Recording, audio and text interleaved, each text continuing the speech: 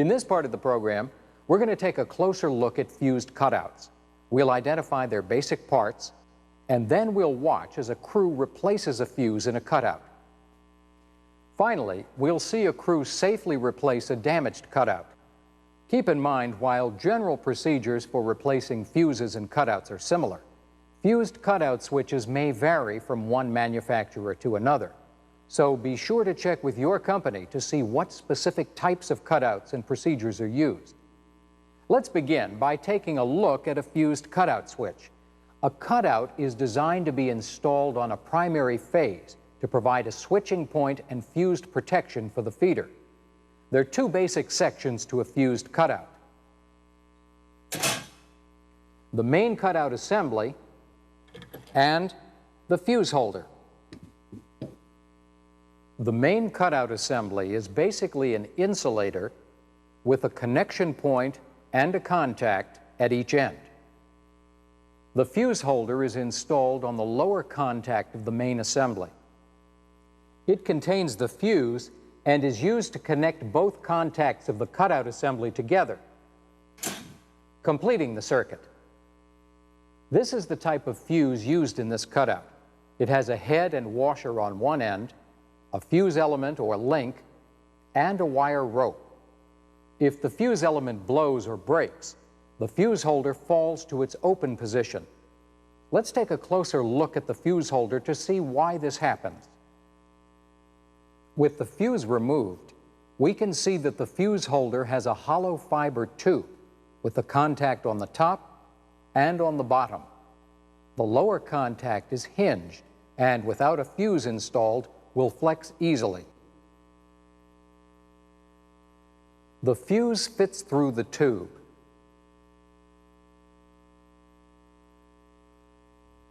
The fuse is held in place by its washer and a screw cap on the fuse holder tube. When replacing a fuse, the condition of the cap should be checked and the cap should be replaced if necessary. At the bottom of the tube, the fuse runs across a spring-actuated plate called the flipper plate to the hold-down nut that secures this end.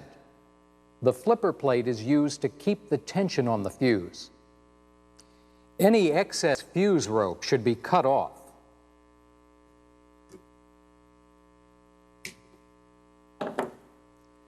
The fuse keeps the fuse holder rigid so that it can be used to open and close the cutout. Now that the cutout is back together, I'll demonstrate what happens when the fuse element blows. When the fuse blows, the fuse link inside this tube is severed, so the tension keeping the fuse holder rigid is gone. To simulate the fuse blowing, I'll cut the fuse rope. Once the fuse is blown, the fuse holder falls away from the upper contact of the cutout assembly, opening the cutout. In this program, we will be working on two types of fused cutouts, one with an arc chute and one without. Both types are designed to open when the fuse element blows. However, the first type has an arc chute on the upper end of the cutout assembly. It also has a spring-actuated load brake blade on the upper end of the fuse holder.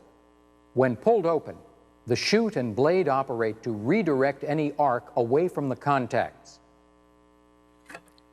This type of cutout can be manually opened without damaging the fuse. The second type of fused cutout is designed to physically break the fuse element before opening the cutout. Any arc formed is contained inside the tube when the fuse holder opens. With this type of cutout, the fuse must be replaced before the cutout can be closed again. When a fuse in a cutout blows in response to an overcurrent, the fuse must be replaced. Once the problem causing the fuse to blow has been corrected, the fuse can be replaced. Let's join a crew that is responding to a local power outage caused by an open cutout. The crew secures the area and then holds a tailgate conference to discuss the job and any applicable safety considerations. A feeder map is checked to identify the rating of the fuse that should be installed in the cutout. installing a fuse with too low a rating for the job will cause the cutout to open prematurely. Too large a rating can cause equipment damage by allowing a current level that is too high. Before any work is started, a visual inspection is made of the work area to determine if it is structurally safe and to check for any obvious signs of damage to the cutout that would require that the whole cutout be replaced. Once he is satisfied that it is safe to proceed, the lineman moves to a position where he can remove the fuse holder from the cutout. After the fuse holder is removed, the lineman moves down below the secondary lines. He wants to be sure that he's in the clear before working on the fuse holder. The cap is unscrewed from the top of the fuse holder, and the head of the old fuse is removed. The fiber tube and contacts are also inspected for any signs of damage that would reduce the structural strength of the fuse holder. Next, the fuse will be replaced. The hold-down nut is loosened, and the wire rope is removed from the tube and discarded. Since the head of the old fuse is marked with its rating, the lineman uses it to verify the size of the replacement fuse needed. The new fuse is inserted through the fiber tube, and the cap is screwed on and tightened. The cap must be tight to ensure a good connection.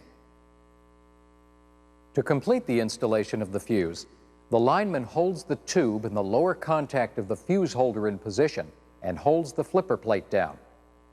The wire rope is stretched over the flipper plate and around the hold-down nut. Then the hold-down nut is tightened, and the excess wire rope is cut off. The lineman checks the fuse holder to make sure everything is okay and moves back into position to insert the fuse holder into the cutout. Then the cut is closed to complete the job. In this case, the cutout was in good shape and simply needed a new fuse.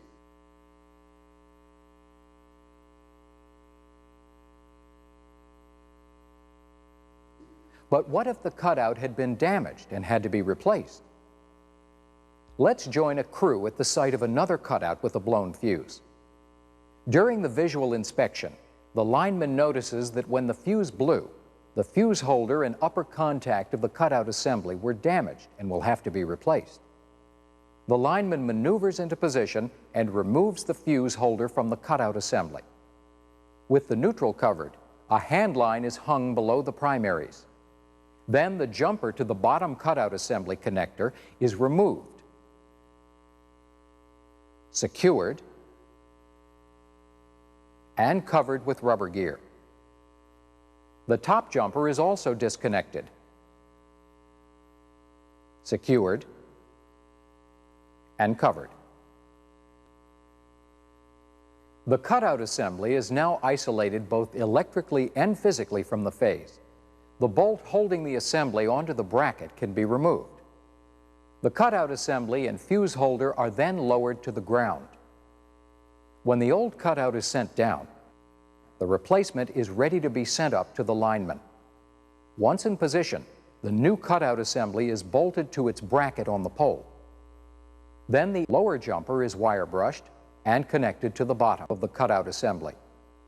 And the upper jumper is wire brushed and connected to the top of the cutout assembly. Once both jumpers are connected to the cutout, most of the rubber gear can be removed and sent down to the ground.